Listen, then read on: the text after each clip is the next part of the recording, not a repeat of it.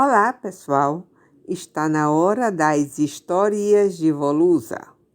Da vez passada, a história terminou com Volusa prometendo o cozinhado da casa nova. Hoje vamos saber como foi esse tal cozinhado e ouvir a interessante história da sopa de pedra.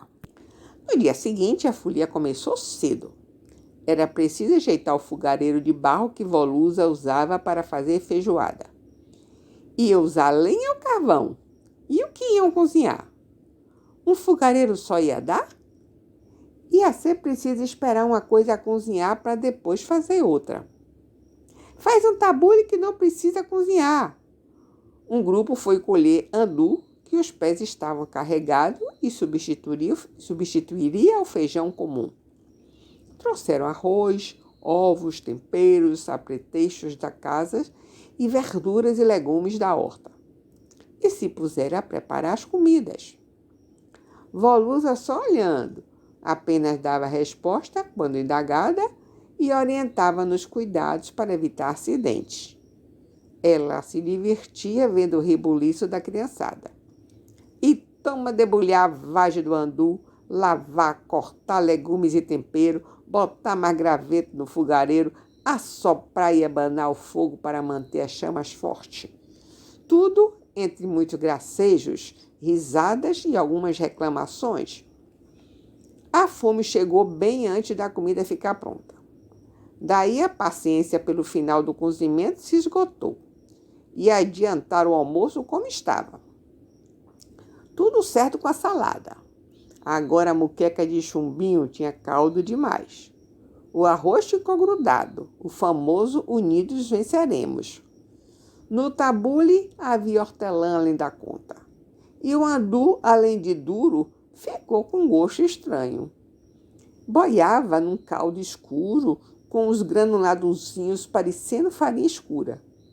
O que foi e o que não foi? Quem tinha temperado? Que tempero tinha usado? Enfim, Mária apontando disse ter colocado o pozinho daquele potinho. Mas, Mário, quem já viu colocar canela em feijão? Perguntou Volusa e ele respondeu.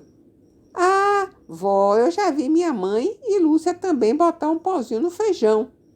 Bota cominho, Mário, não canela. Eu só sei que era um pó. Procurei e o que vi foi esse. Risada geral. Contudo, comeram o estrambólico cozinhado. Felizmente, tiveram de sobremesa a deliciosa torta de sonho de valsa que Lúcia fizera num capricho, triplicando a receita para suprir a goludice de todo mundo. Depois do almoço, enquanto descansavam, ainda espalhados na casinha, a Volusa comentou. Até que não estava mal, né? Mas a sopa de pedra de Pedro Malazarte ficou bem melhor. Sopa de pedra? Pedro Malazarte? Vocês não sabem? Pedro Malazarte é um famoso personagem de contos populares no Brasil, mas que veio da Península Ibérica. Trata-se de um homem do povo, pobre, muito esperto, criativo, cheio de artimanhas, que sempre se dá bem. É personagem bem antigo. Seu nome vem do espanhol, malazarte, isto é, arte mais, referindo às malandragens que ele usava para enganar, levar vantagem ou se safar das situações difíceis em que se metia. Aposto que é bem divertido, disse Duda, pedindo a Volusa para contar uma história dele. A sopa de pedra é uma história dele? Janaína quis saber e Volusa explicou. É e não é. Como assim? A sopa de pedra no Brasil é atribuída a Pedro Malazarte, mas segundo uma lenda em Portugal, o personagem da sopa de pedra é um frade. Tem várias versões. Mas seja como for, a história é mais ou menos a mesma. Seja o frade ou Pedro Malazarte, o fato é que o personagem estava com fome e, não tendo o que comer, inventou a sopa de pedra. Poxa, avó, deixa de arrodeio, conte logo. O impaciente Duda pediu, Mas a verdade é que todos estavam curiosos tanto quanto ele. Bem, como eu disse, essa história tem várias versões. Eu vou contar a versão que minha mãe contava. Certo dia, Malazarte, com fome, sem ter o que comer, nem dinheiro para comprar nada, armou o fogo de lenha, botou água e umas pedras bem lavadas dentro da panela para cozinhar. E ficou ali sentado na beira da estrada esperando a sopa cozinhar. Um homem passou e perguntou o que ele estava cozinhando. E ele disse que era sopa de pedra. Sopa de pedra? E fica boa? É ótima, mas está faltando sal. Então o homem foi em casa e trouxe um pouco de sal que Malazarte botou na panela. Daí a pouco veio vindo uma mulher que, também curiosa, perguntou o que ele estava fazendo. Sopa de pedra. Sopa de pedra? Isso presta? É uma delícia, mas está faltando um pouco de alho, cebola e cheiro verde. Aí a mulher foi pegar e ele botou na sopa. E assim foi. Todo mundo que passava e perguntava, ele dizia que estava fazendo a sopa de pedra, que era deliciosa, mas ficava ainda melhor se tivesse umas batatas, umas cenouras, chuchus, couves, chouriças, pedaços de carne. Cada pessoa lhe dava o que era pedido.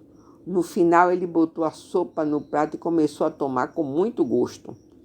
E aí lhe perguntaram pelas pedras. Ele disse: elas ficam aí na panela para fazer outra sopa depois. Que cara safado! Murilo exclamou rindo. Todos riram e comentavam a esperteza de Pedro Malazarte, que conseguiu fazer sua sopa saborosa e nutritiva do nada. Mas fiquem sabendo que até hoje se faz sopa de pedra em Portugal. É um prato típico, principalmente da cidade de Almerim, completou Volusa. Essa é boa. Sim, eles usam todos os ingredientes, chouriços, carnes, toucinho, legumes e cozinham com uma pedra lisa dentro da panela. Volusa explicou e Janaína exclamou: tem coisa nesse mundo, hein? Sim, Janaína, e como tem, concluiu Volusa se levantando enquanto Lúcia avisava. De noite vamos ter sopa de pedra. Se ficar gostosa, tudo bem, disse Ivana. Mas não esqueça de lavar bem essa pedra, viu? Matilde recomendou.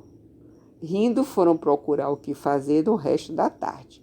E eu também vou procurar o que fazer. Até a próxima!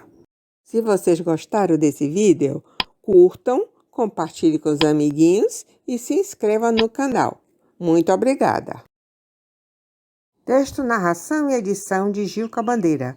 Imagens do arquivo pessoal e da internet.